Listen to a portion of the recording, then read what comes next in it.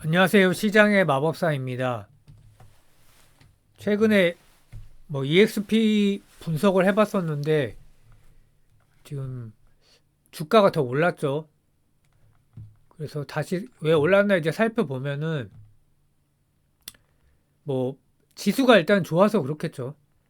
지수가 상승을 하기 때문에 따라 올라간 것이고 어, 그때 이제 실적이 좋고 3큐 실적이 컨센을 상회했고 자사주 5빌리언을 발표하면서 18% 정도 폭등한 다음에 뭐 조정을 또 한번 받고 그 다음에 쭉 갔죠. 그래서 어제 6.28% 급등을 하고 지금 트립 어드바이저도 7% 급등하고 부킹홀딩스는 대형주니까 여행사 중에 이제 100빌리언 이상이 되죠. 그래서 상대적으로 중소형주가 지금 최근에 강세를 보이고 있고요. 그래서 박스권 상단을 돌파한 상태고 근데 여전히 이게 이제 팩트셋 기준으로 적정 주가인데 적정 주가 이하인 저평가 상태죠. 이 스피디아가. 그리고 그 행동주의 펀드 밸류 액트라는 데서 지분을 또 취득했다고 나왔고요. 그래서 이 회사가 나름 행동주의 펀드 중에서는 인지도가 있는 기업이고요. 최근에 월트 디즈니도 있었고 다른 이제 기업들을 그 투자한 경력이 있어요. 그래서 여기서도 이제 기사가 나오죠. 그래서 투자 아이디어를 정리를 해보면 주주환원이 정말 화끈했다. 2분기 기준으로 현금이 6.5빌리언 정도 됐었는데 5빌리언을 자사주 매입을 발표했다.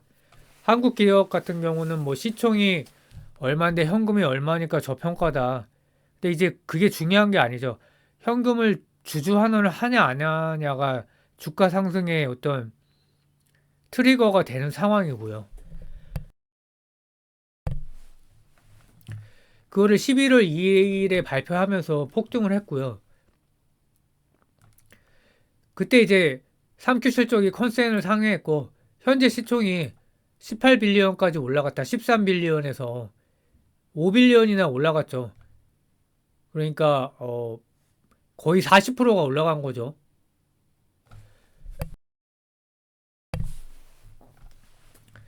대단하죠. 그래서 시총에 대략 10% 정도 자사주를 사는 기업은 좀 눈여겨볼 필요가 있다. 그래서 이 기업을 이제 원체 많이 샀으니까 그 전에도 1.8빌리언을 샀었고요. 추가로 이제 5빌리언을 샀다. 그래서 6.8빌리언 상승 전 시총 13빌리언을 기준으로 했을 때는 시총이 51.6%니까 미친 거고요.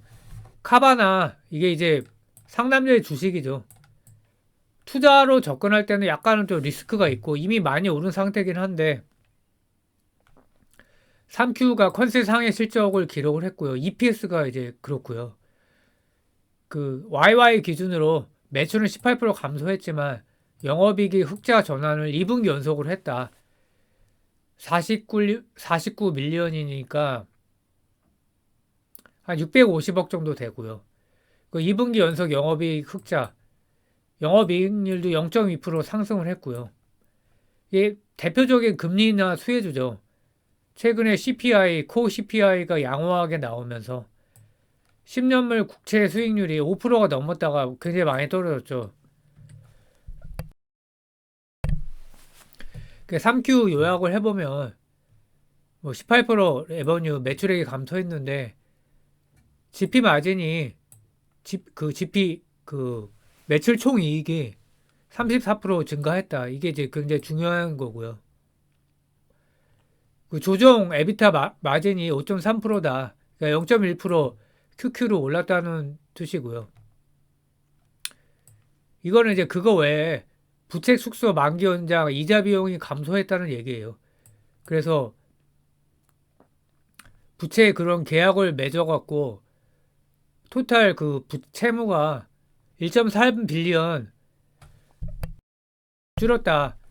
만기를 연장하고 그 다음에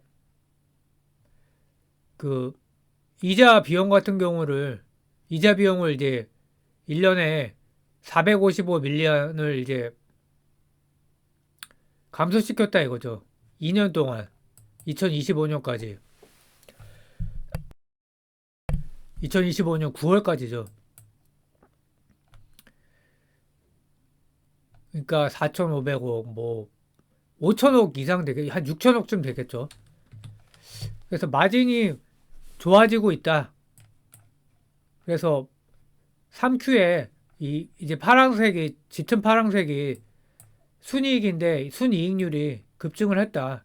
근데 이제 1년으로 보면은 물론 이제 좀 내려가겠죠, 많이.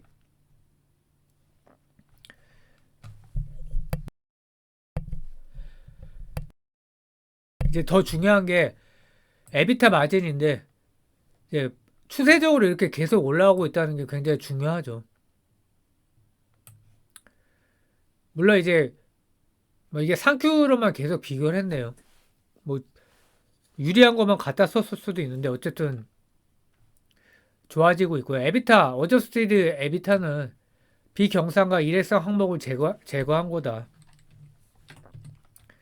그래서 원래 이제 카바나의 투자 아이디어는 오늘가가 대량 매수했다는 거죠. 8월 18일에 매수가 37불 정도에 1200억 이상을 샀다.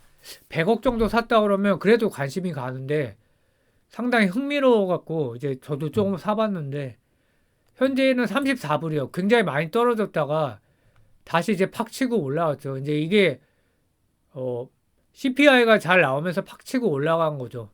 CPI가 잘 나오니까 국채 수익률이 국채 금리가 하락을 했고 이제 그 기준금리 인하밖에 남은 게 없지 않냐.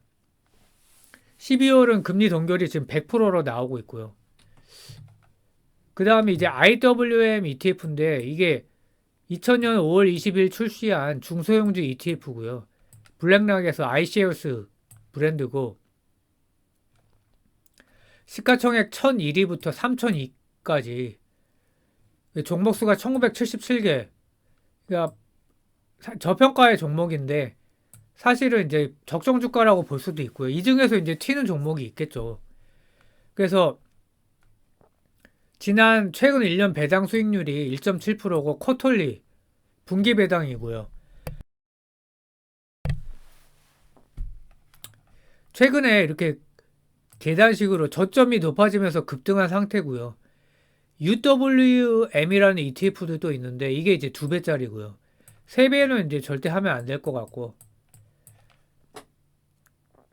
그래서 이것도 역시 이 10년물 금리가 하락한 거와 10년물 금리 하락과 기준금리 인하 다 관련성이 큰 거죠. 근데 이거를 왜 이제 제가 관심을 갖게 됐냐면 최근에 피터 린치가 베런스와 인터뷰를 했는데 그 빅테크 빼놓고는 지금 뭐 엔비디아하고 마이크로소프트는 역사적 신고가를 계속 경신을 하고 있죠. 그래서 참 대단하고 근데 중소형제는 어떻게 됐을까? 이제 대폭락을 한 거죠. 그리고 고점에 비해서 굉장히 낮은 상태다. 근데 싼 게 이제 비지떡일 수도 있는데 지금은 이런 이제 타이밍이 왔다는 거죠. 그래서 피터 린치가 중소형주들이 이제 상당히 저평가 상태다.